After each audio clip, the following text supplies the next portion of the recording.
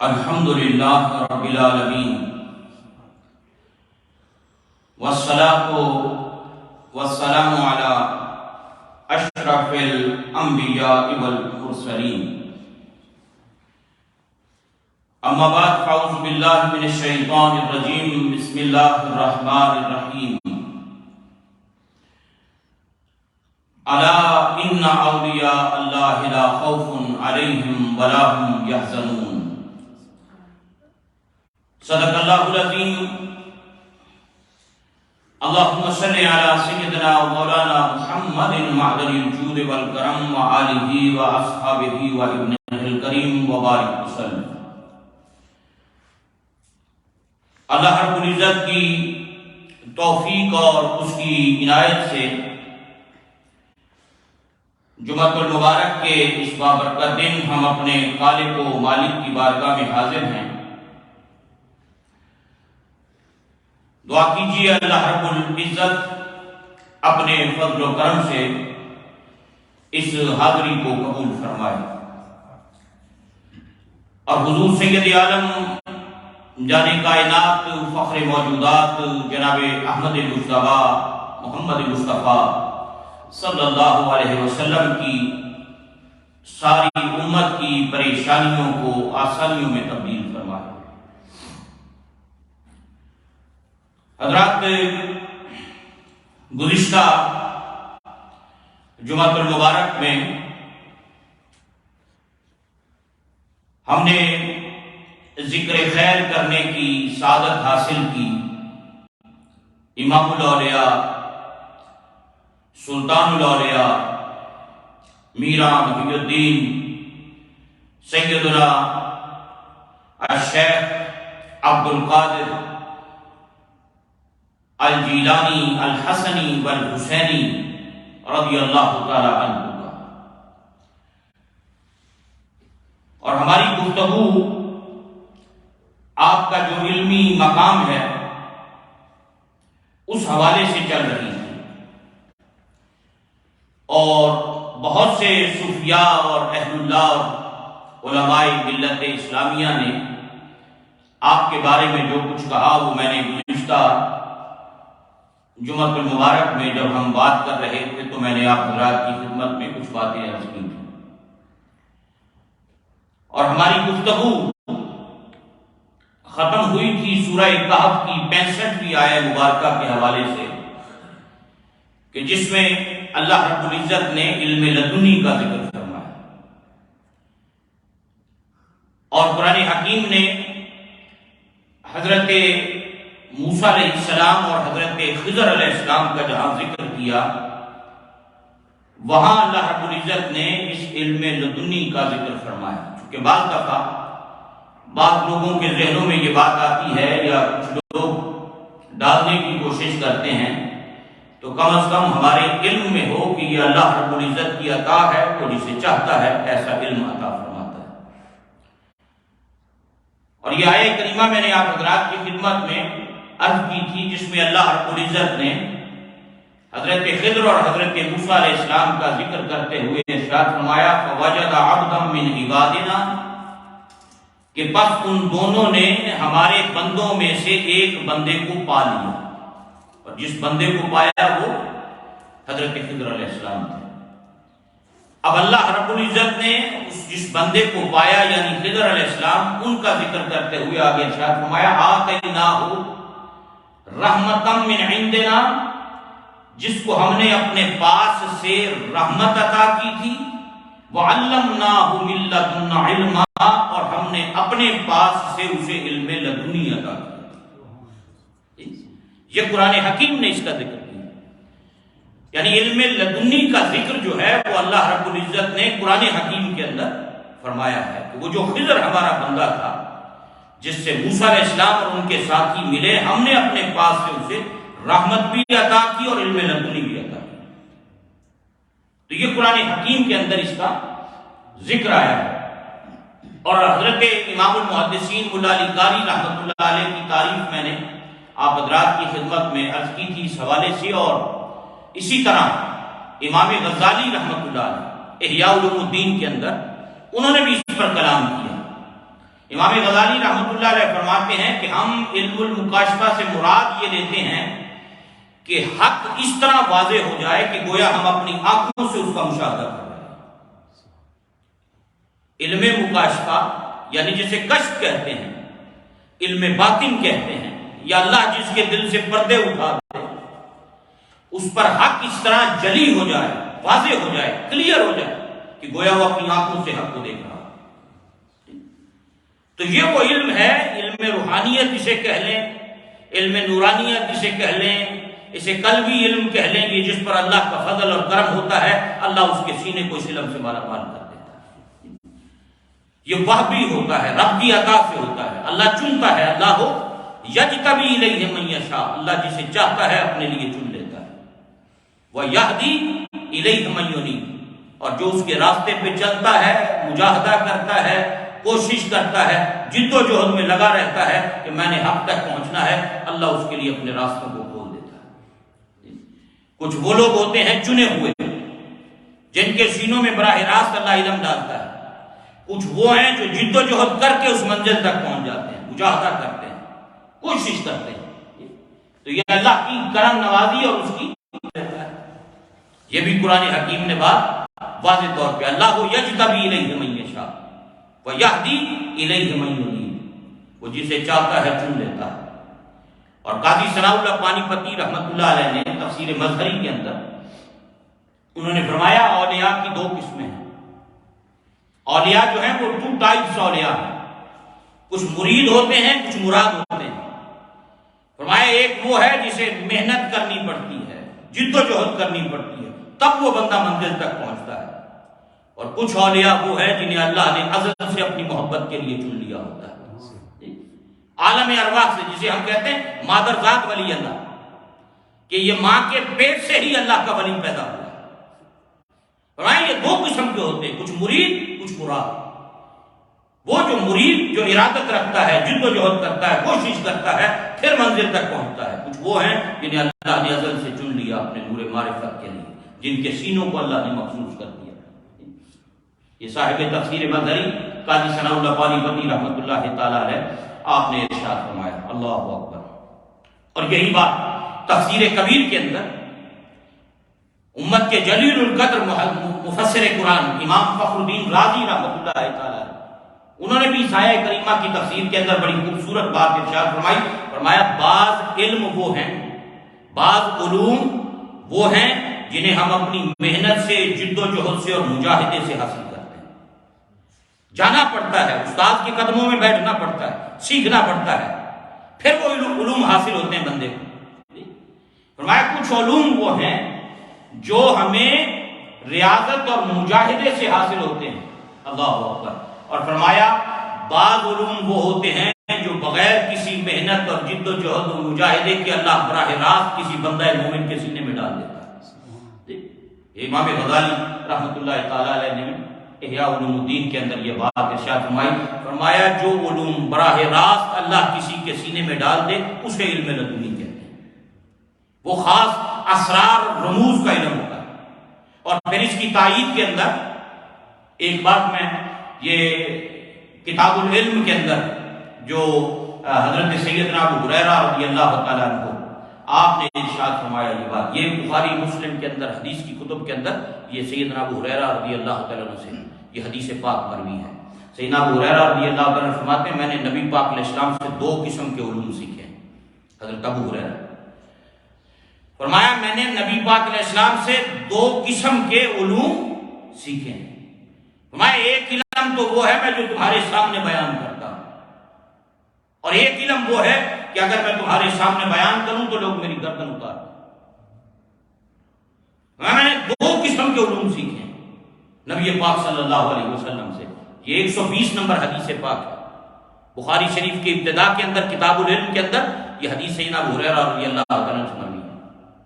کہا میں نے نبی پاک علیہ السلام سے 2 علوم سیکھے، ایک جو میں تمہارے سامنے بیان کرتا ہوں، ایک وہ جو اگر بیان کروں تو لوگ میری گردن اتار دیں۔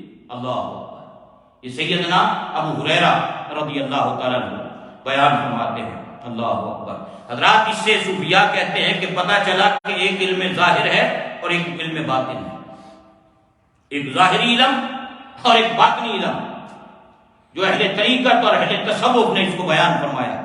اور اسی کی تائید کے اندر حضرت خواجہ حسن بصری رضی اللہ تعالیٰ عنہ، ان سے بھی ایک حدیث مرسل، ان سے بھی ایک روایت ہے.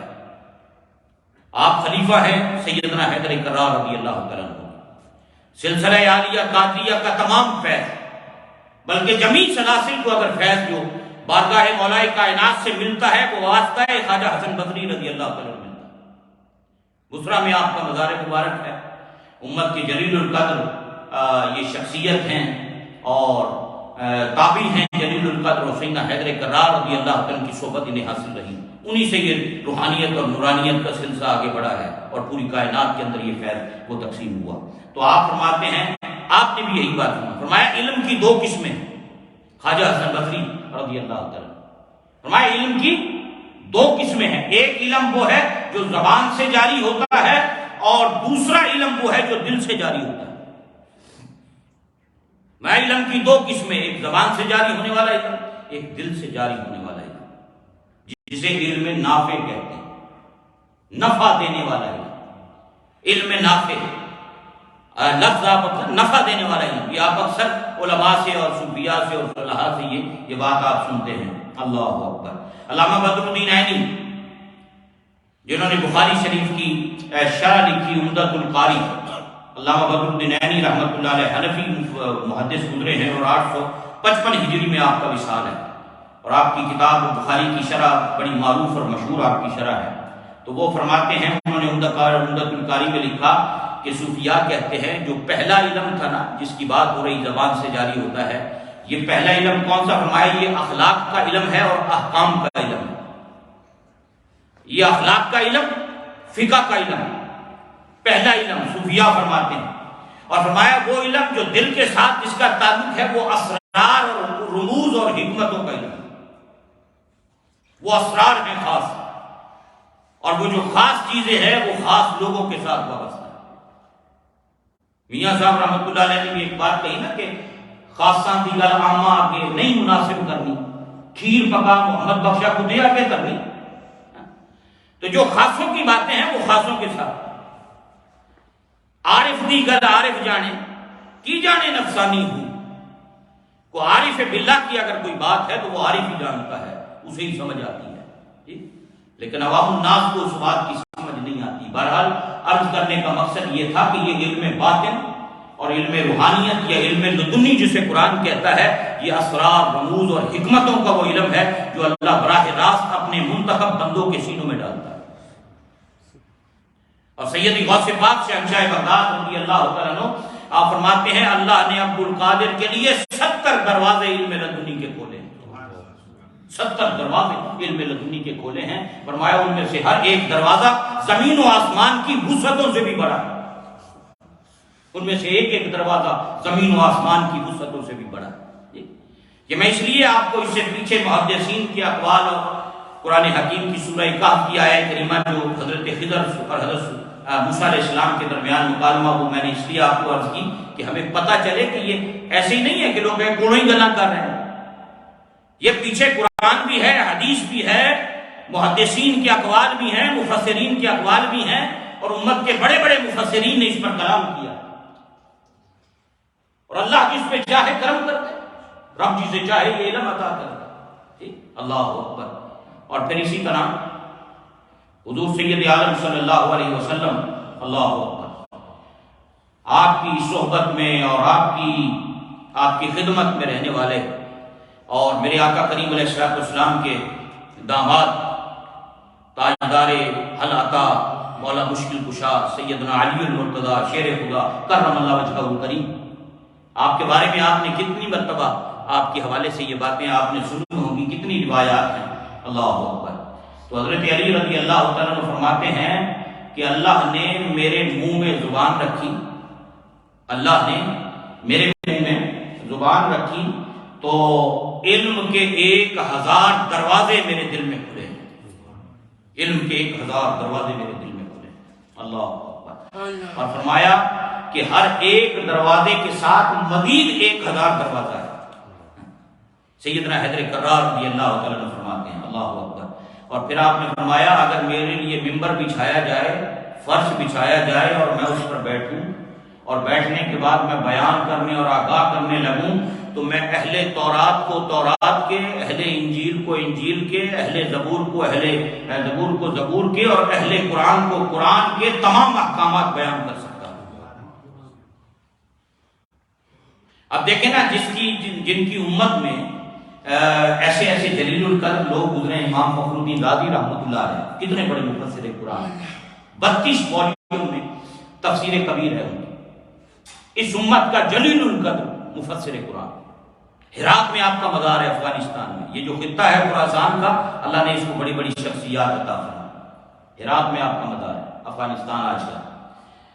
تو امام فخر الدین رازی نے جب تفسیر کبیر لکھی نا تو آپ نے فرمایا اگر میں چاہوں تو صرف سورہ فاتحہ سے 60,000 مسائل بیان کر سکتا ہوں، جس سورہ فاتحہ کو آپ نماز کی ہر رکعت میں پڑھتے ہیں.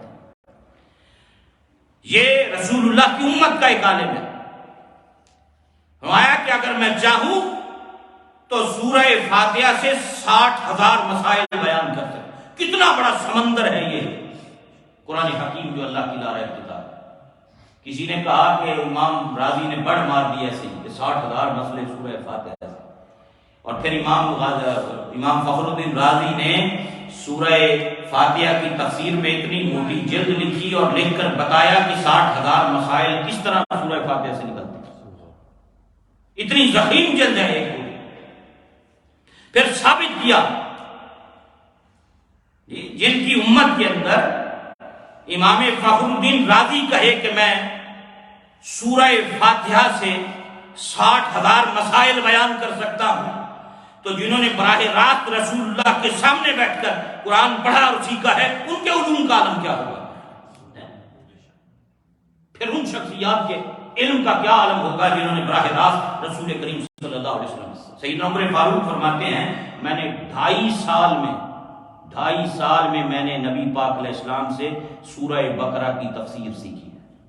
فرمایا مجھے 2.5 سال لگے، رسول اللہ نے مجھے سورہ بقرہ کی تفسیر بتائی، پڑھائی میں. اب آپ اندازہ فرمائیں جنہیں پڑھانے والے رسول اللہ ہوں گے، جن کے سینے پہ براہ راست قرآن نازل ہوا، وہ کیا کچھ ہوگا جو اللہ کے حبیب نے ان کو عطا کیا. یہ اللہ کا کرم ہوتا ہے، یہ رب کی عطا ہے. وہ جس کے چاہے جس کے طیبہ سے منگائی جاتی ہے، سینوں میں چھپائی جاتی ہے. توحید کی میں پیالوں سے نہیں نظروں سے پلائی جاتی ہے. جسے چاہے جس پر چاہے اللہ کا کرم ہوگا، جیسے چاہے جس کو علوم عطا کر. میں نے آپ کو پہلے بھی کئی مرتبہ ضمن بات آگے چلنی تھی، یہیں پر بات تھوڑی سی اور طرف نکل گئی. حضرت عبداللہ ابن عباس اس امت کا جلیل القدر مفسر قرآن، فن تفسیر کا امام، حبر الامہ، ترجمان القرآن، جن کے ٹائٹل ہیں کس وجہ سے کیسے ملا تھا. آپ کو کئی دفعہ بخاری اور مسند احمد کی روایتیں سنائی. مسند احمد میں کہ وہ چھوٹے تھے، ابھی 6-7 سال کی عمر ہے، اور نبی پاک علیہ السلام کے راتوں کے معمولات دیکھنے کے لیے اپنی خالہ ام المومنین سیدہ میمونہ کے گھر گئے کہ میں دیکھوں سرکار کی رات کیسے بسر ہوتی ہے. ام المومنین حضرت میمونہ ان کی خالہ ہے، ان کی والدہ اور سیدہ ام المومنین دونوں سگی بہنیں. حضرت خالد بن ولید کی والدہ بھی ان کی خالہ لگتی ہیں. یہ 3 بہنیں ہیں، ایک بہن خالد بن ولید کے گھر، ایک رسول کریم علیہ السلام کے گھر ام المومنین، یہ آخری زوجہ ہے سرکار، اور ایک عبداللہ ابن عباس کی والدہ. یہ تینوں بہنیں سے حضرت ام المومنین سیدہ میمونہ کے گھر گئے کہ میں دیکھوں حضور کی رات کیسے گزرتی. اب چھوٹے بچے دیکھیں، سوچ دیکھیں بھئی ہم یہ تو دیکھتے ہیں کہ سرکار کا دن کیسے گزرتا ہے، کبھی ہم یہ بھی تو دیکھیں حضور کی راتیں کیسے گزرتی ہیں. یہ اللہ کا کرم ہے، یہ خیال کا آنا، یہ سوچنا. اور پھر جب گئے اور رات کو دیکھا حضور نے عشاء پڑھی، انہوں نے بھی عشاء پڑھی، حضور نے آرام فرمایا. پھر تہجد کے وقت حضور اٹھے، یہ بھی اٹھے. خالہ سے پوچھا اب کیا مانگ کریں گے سرکار؟ ان کا رفع حاجت فرمائیں گے، پھر وضو فرمائیں گے، پھر تہجد ادا کریں گے. سرکار رفع حاجت کے لیے گئے، انہوں نے جلدی سے مصلی بچھایا، پانی کا برتن رکھا کہ حضور آئیں گے تو پہلے کام تیار ہو سارا. تو یہ پھر اس کے بعد کھڑے ہو گئے، سرور عالم صلی اللہ علیہ وسلم تشریف لائے. انہوں نے پھر دیکھا، حضور نے پوچھا یہ کس نے بچھایا؟ کہا یہ عبداللہ ابن عباس نے بچھایا. یہ پانی کا برتن کس نے رکھا پہلے سے؟ کہا یہ بھی اسی نے رکھا ہے۔ حضور بڑے خوش ہوئے۔ بخاری کی روایت میں ہے کہ اس موقع پر حضور نے دعا دی انہیں، اور مسند احمد امام احمد بن حنبل میں ہے کہ حضور نے وضو فرمایا، تہجد شروع کی، آپ نے نماز پڑھی، یہ بھی پیچھے وضو کر کے کھڑے ہو گئے نماز کے لیے، حضور کے بالکل پیچھے۔ حضور نے اس طرح پکڑا کمر سے ان کو، اپنے برابر کھڑا دیا حالت نماز میں، نماز پڑھتے ہوئے یہ عمل ہوا۔ پھر پیچھے چلے گئے، پھر حضور نے پکڑ کے ساتھ کھڑا کیا، یہ پھر پیچھے چلے گئے، پھر تیسری مرتبہ ساتھ کھڑا کیا، پھر پیچھے چلے گئے۔ نماز ختم ہوئی، سرکار نے ان سے پوچھا اللہ ہو، فرمایا عبداللہ ابن عباس میں نے تجھے ساتھ کھڑا کیا تو پیچھے چلے جاتا۔ تو انہوں نے بڑا ادب والا جواب دیا، انہوں نے کہا کہ میں جانتا ہوں رسول اللہ کے برابر کوئی کھڑا نہیں ہو سکتا، میں جانتا ہوں سرکار کے برابر کوئی کھڑا نہیں ہو سکتا۔ اب یہ ادب تھا نا ان کا، جواب ادب والا تھا۔ حضور اتنے خوش ہوئے، اس طرح جبھا مارا، حضور نے معانقہ فرمایا، سینے سے اس طرح لگایا، سینے سے لگاتا ہے، ہم پنجابی میں کہتے ہیں جبھا مارنا۔ حضور نے ہمیں جبھا مارے، فرمایا اللہ انہوں قرآن کا ماہر بنا دو۔ اب وہ سینے سے لگا کر ایسی دعا دی، ایسا فیض عطا کیا حضرات کے پھر سیدنا عمر فاروق جیسا بندہ اپنے ساتھ بٹھا کر قرآن کے مسائل ان سے ڈسکس کیا کرتا۔ لوگ کہتے، صحابہ کہتے تھے سیدنا عمر کو کہ یہ ایک بچہ ہے، نوجوان ہے، بڑی بڑی عمروں والے صحابہ موجود ہیں، آپ ان کو ترجیح دیتے ہیں سب۔ تمہیں پتہ نہیں ہے اللہ نے قرآن کے جو علوم ابن عباس کو عطا کیا، حبر علوم، ترجمان علوم، اللہ اکبر۔ یعنی یہ حضرات پھر اسی سیدنا ابو ہریرہ رضی اللہ عنہ، جس کو چاہیں جیسے فیض عطا کریں، کیا کچھ عطا کیا ہوگا سینے سے لگا کر۔ یہ تو ایک مرتبہ سینے سے لگا کر فیض عطا کیا، اور جو حضور کے سینے پہ کھیلا کرتے تھے، جنہیں سرکار چوما کرتے تھے، جن کی زبانوں کو چوما کرتے تھے، جو ایک مرتبہ نہیں، جو کئی کئی مرتبہ مصطفیٰ کے سینے سے لگے رہتے تھے، چمٹے رہتے تھے، ان کے علوم کا عالم کیا ہوگا۔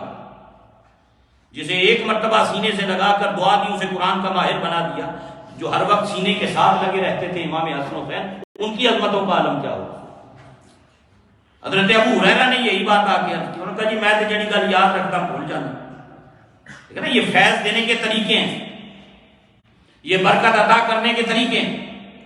انہوں نے کہا جی میں تو آپ کے پاس آتا ہوں، میرا حافظہ بڑا کمزور ہے، ویک ہے، میں تو کوئی گل سنتا میں بھول جاتی، میں تو بھول جاتا ہوں۔ حضور نے فرمایا ابو ہریرہ اپنی چادر بچھاؤ۔ انہوں نے اپنی چادر بچھائی، حضور نے اس طرح کوئی چیز ڈالی بھر کر، یا بک بھر کے نا اس طرح کر کے آپ نے دو تین۔ صحابہ کہتے ہیں ہمیں نہ نظر آئی کوئی چیز کہ حضور کیا ڈال رہے، آپ نے اس طرح کر کے کوئی چیز چادر میں ڈالی، ہمیں نظر نہیں آئی کہ کیا ہے۔ حضور نے 3 مرتبہ ڈال کر فرمایا ابو ہریرہ اب اس کو اٹھا کر سینے سے لگا۔ انہوں نے اٹھائی چادر، سینے سے لگائی، فرمایا خدا کی قسم اس وقت سے لے کر آج تک جو بات ایک مرتبہ حضور کی زبان سے سن لی ہے کبھی بھولا نہیں۔ اللہ یجتبی الیہ من یشاء، اللہ جسے چاہتا ہے چن لیتا ہے، وہ یہدی الیہ من ینیب، اور جو اس کی طرف جد و جہد کرتا ہے وہ اس پر رحمت کے دروازے کھول دیتا ہے۔ حضرات یہ علم لدنی، اسرار، رموز، حکمتوں کا علم جسے چاہتا ہے اللہ کا کرتا ہے۔ کچھ علوم وہ ہیں جو بندہ مجاہدہ کر کے، جد و جہد، کوشش کر کے علم حاصل کرتا ہے، کچھ وہ علوم ہیں جو اللہ کی عطا سے اور اس کی کرم نوازی سے اور مصطفیٰ کی نگاہ کرم سے بندوں کو عطا ہوئے، اسے علم لدنی کہتے ہیں، اسے اسرار اور رموز کا علم کہتے ہیں۔ اللہ اکبر۔ اور ایک روایت میں سیدنا حیدر کرار رضی اللہ عنہ سے مروی ہے، فرمایا کہ جو موسیٰ علیہ السلام کی کتاب کی شرح ہے نا، تفسیر اس کی شرح، وہ اتنی بڑی تھی کہ 40 اونٹ اس کا بوجھ اٹھاتے تھے، 40 اونٹ اس کا بوجھ اٹھاتے تھے۔ سیدنا حیدر کرار نے فرمایا اگر اللہ مجھے اجازت دے تو میں صرف سورہ فاتحہ کی تفسیر اتنی بیان کر سکتا ہوں کہ سورہ فاتحہ کی تفسیر کا بوجھ 40 اونٹ اٹھائے۔ تو حضرات یہ خاص علم ہے جو اللہ اپنے مقبول اور محبوب بندوں کو عطا فرماتا ہے، اور یہی وجہ تھی کہ اللہ نے شہنشاہ بغداد سیدنا شیخ عبد القادر جیلانی الحسنی والحسینی رضی اللہ تعالیٰ عنہ کو ایسے علوم اور معرفت عطا فرمائے تھے۔ بڑے بڑے اہل علم آپ کی مجلس میں بیٹھا تھے، 400 علماء قلم دوات لے کر حضور غوث اعظم کے خطبات لکھا کرتے تھے۔ علم کا وہ سمندر، اللہ نے ایسا علم عطا کیا وہ مقام علمی دنیا کے اندر عطا کیا سیدی غوث پاک۔ اب تو 6-7 جلدوں میں آپ کی تفسیر الجیلانی عربی زبان میں بیروت سے بھی چھپی ہے اور استنبول سے بھی چھپی ہے۔ کتنی کتابیں حضور غوث اعظم کی اب چھپی ہیں چند سال پہلے۔ ہمارے ہاں چونکہ ان کا جو علمی مقام اور مرتبہ ہے اور جو ان کی خدمات ہیں اس علم کے میدان میں، حدیث کے میدان میں، تفسیر کے میدان میں، وہ کبھی بیان نہیں۔ کسی ایک مجلس میں جب آپ بیان فرماتے تو ایک قرآن کی تفسیر کی 40 آیت تفسیریں ایک آیت کی بیان فرمایا کرتے۔ قاری قرآن ایک آیت پڑھتا تھا، طریقہ یہ ہوتا اس نے ایک آیت کی تلاوت کرنی، حضور غوث پاک نے اس کی شرح بیان کرنی، تفسیر بیان کرنی۔ فرمایا اس کی ایک تفسیر یہ ہے، دوسری تفسیر یہ ہے، تیسری تفسیر یہ ہے، چوتھی تفسیر یہ ہے۔ ایک آیت کی 40 تفسیریں حضور غوث اعظم بیان فرمایا۔ جب 40 بیان ہوتی پھر کہتے تھے لوگوں یہ کال کی بات ہے، آؤ اب حال کی بات کرتے ہیں۔ پھر کلمہ پڑھتے اور فرماتے اب آؤ حال کی بات کرتے ہیں۔ اور پھر مجمع پر ایسا عجب رنگ طاری ہوتا تھا کہ لوگ اپنی گریبان چاک کر لیتے تھے جذبات۔ اور پھر ایسی باتیں رموز کی آپ بیان فرماتے ان لوگوں کے لیے کہ جو جن پر اللہ کا کرم ہوتا تھا یا جن کا لیول وہ ہوتا تھا جو اس بات کو سمجھتے تھے۔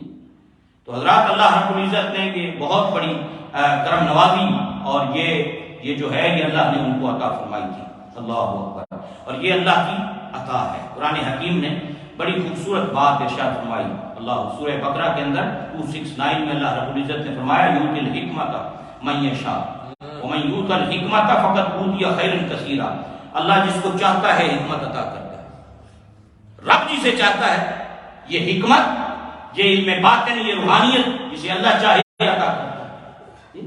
اور پھر آگے فرمایا اور جس کو حکمت عطا ہو جائے اسے خیر کثیر عطا ہو جائے۔ جس کو یہ حکمت مل گئی اللہ کی عطا سے اسے خیر کثیر مل گئی۔ وما یذکر الا اولو الالباب۔ اور اس بات کو صرف اہل علم و دانش ہی سمجھ سکتے ہیں، کسی اور کو سمجھ آنے والی بات نہیں۔ تو اللہ رب العزت نے علم کی دنیا کے اندر یہ بلند و بالا مقام اور مرتبہ سیدی غوث پاک شہنشاہ بغداد رضی اللہ تعالیٰ عنہ کو عطا فرمایا۔ اور میں ایک بات عرض کروں، ہمارے ہاں اگر ہم صوفیاء کے ہاں یہ بات دیکھتے ہیں، بزرگان دین کے ہاں، ان کے ہاں سب سے زیادہ جو اہمیت ہے وہ ادب کی ہے۔ اور آج ادب معاشرے سے ناپید ہے۔ صوفیاء کے ہاں سب سے زیادہ کوئی بے ادب آدمی فیض حاصل نہیں کر سکتا۔ جس نے پایا ہے اس نے ادب سے پایا۔ جتنا مرضی کوئی جد و جہد کر لے، کوشش کر لے، اگر اس میں ادب نہیں ہے تو وہ کبھی فیض حاصل نہیں کر سکتا۔ جب بھی جس نے کوئی فیض پایا ہے اس نے ادب کے حوالے سے پایا ہے۔ اور جو ادب والے ہوتے ہیں وہ ہمیشہ فیض بھی حاصل کرتے ہیں، وہ برکتیں بھی حاصل کرتے ہیں۔ اور بزرگوں نے اور آج نوجوان نسل کو بالخصوص یہ ادب کی تعلیم دینا یہ بڑی ضروری ہے۔ بڑوں کا ادب، بزرگوں کا ادب، چھوٹوں کا ادب، پڑوسیوں کا ادب، سفید بالوں والوں کا ادب، علماء کا ادب، قراء کا ادب، حفاظ کا ادب، ایک دوسرے کا ادب، ماں باپ کا ادب۔ آج معاشرے کے اندر یہ چیزیں بالکل ختم ہوتی جا رہی ہیں۔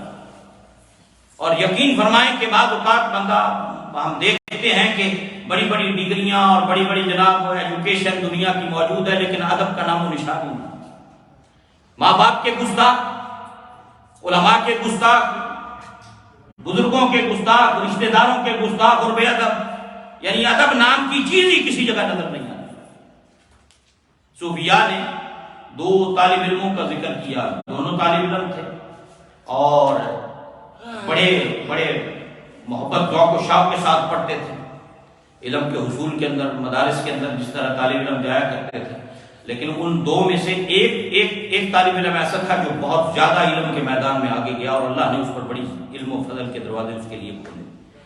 تو اس کا سبب بزرگوں نے یہ لکھا، ایک بات انہوں نے لکھی، انہوں نے کہا کہ دونوں کو اللہ نے بڑی ذہانت عطا کی اور دونوں بالکل ساتھ ساتھ صحیح چل رہے تھے، لیکن ایک دوسرے سے آگے فقط اس وجہ سے بڑھا کہ وہ جب بھی علم پڑھنے کے لیے بیٹھتا تھا وہ کعبے کی طرف رخ کر کے بیٹھتا تھا۔ اس نے کبھی علم کے حصول میں کعبے کو پشت نہیں کی۔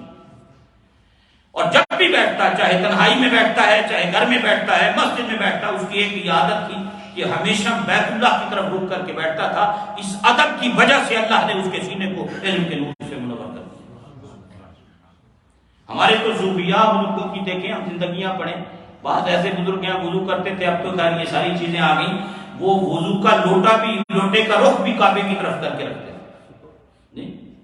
حضرت حاجی پیر صاحب رحمۃ اللہ علیہ گلار شریف والے جو بزرگ ہیں کوٹلی والے، ان کے صاحبزادے حاجی پیر رحمۃ اللہ تعالیٰ علیہ جو جیلن میں ہوتے تھے، اچھا ان کا بھی یہ معمول تھا کہ وہ اپنی ہر چیز کعبے کے رخ پہ رکھتے تھے، حتیٰ کہ پین بھی رکھنا ہے تو کعبے کی طرف رخ کر کے رکھنا ہے، کوئی بھی چیز اپنی استعمال کی جب بھی رکھنی ہے کعبے کی طرف رخ کر کے رکھنا ہے، کیونکہ اللہ کا گھر کعبہ ہے۔ ایک ادب، ایک نسبت، ایک تعلق، یہ کوئی لازم نہیں ہے، فرض نہیں ہے کہ بھئی لازمی رکھیں، نہیں رکھیں گے تو گناہ گار ہوں گے، یہ بات ایسی نہیں ہے۔ بات صرف ایک سوچ اور فکر کی ہے، ایک نسبت اور ادب کی ہے، جس نے کر لیا اس نے فیض حاصل کر لیا۔ اور صوفیاء کے ہاں بھی یہی معاملہ ہے، وہ کہتے ہیں ادب پہلا کرینہ ہے محبت کے کرینوں میں، ادب پہلی سیڑھی ہے، جس نے ادب کیا اس نے پا لیا۔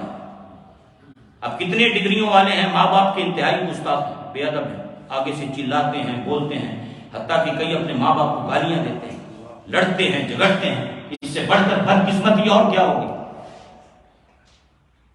اور میں اکثر اس جانب متوجہ کرتا ہوں، جن پر ماں باپ ناراض ان پر خدا بھی ناراض، مدینے والا بھی ناراض، ہمیں کعبے میں جا کے الٹے لٹک کے عبادت کرتے رہے، کوئی عبادت ان کی نہیں جن پر ان کے ماں باپ ناراض ہیں، جو مرضی کرتے رہے۔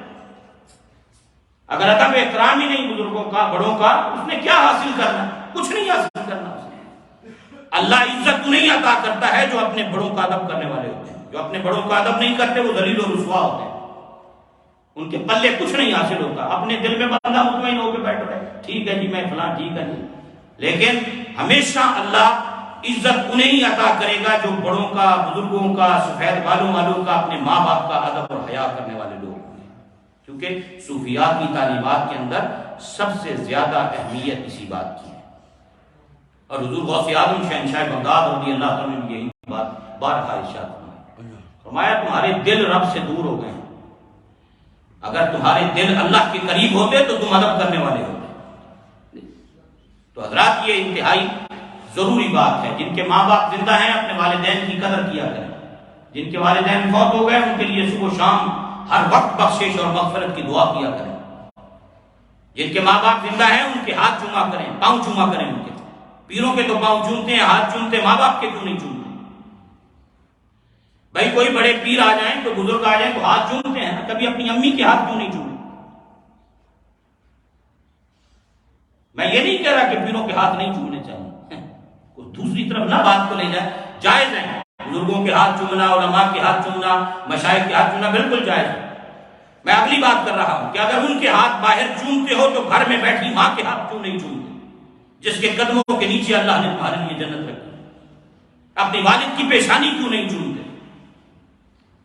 باہر جا کے بزرگوں کو نذرانہ بھی دیتے ہیں، کبھی امی کے ہاتھ پہ بھی 50 پاؤنڈ رکھ کے کہو اماں میرے لیے دعا کر، کبھی ابو کے ہاتھ پہ بھی نذرانہ رکھ کے کہو اماں ابا جی میرے واسطے دعا کرو۔ میں اگلی بات کی جانب آپ کو متوجہ کر رہا ہوں۔ تو اللہ تعالیٰ ہمیں بزرگان دین اور صوفیاء اور اہل اللہ اور بالخصوص سیدی غوث اعظم کی تعلیمات پر عمل کی توفیق عطا فرمائے، ان کا فیضان ہم سب کو نصیب فرمائے۔ ابھی گزشتہ عرص مبارک میں ابھی چند دن پہلے ہم حاضر ہوئے بغداد شریف، ہم نے آپ کو دعاؤں میں یاد رکھا، آپ سب کے لیے دعائیں کرتے رہے، اللہ ان دعاؤں کو آپ کے حق میں قبول فرمائے اور ہمیں اپنے اسلاف کے نقش قدم پہ چلنے والا بنائے، اور خداوند قدوس ہمارے اسلاف اور بزرگان دین کا صدقہ ہمیں بھی اللہ وہ نور، تقوی اور پرہیزگاری کا عطا فرمائے جو سیدی غوث اعظم کو اللہ نے عطا کیا، اس کی خیرات اور برکت اللہ ہمیں بھی نصیب فرمائے۔ اللہ تعالیٰ ہم سب کی حاجات کو پورا فرمائے اور ہمیں اپنے اسلاف کے نقش قدم پہ چلنے والا بنائے۔ وما علینا الا البلاغ المبین، سنتیں عطا فرمائے۔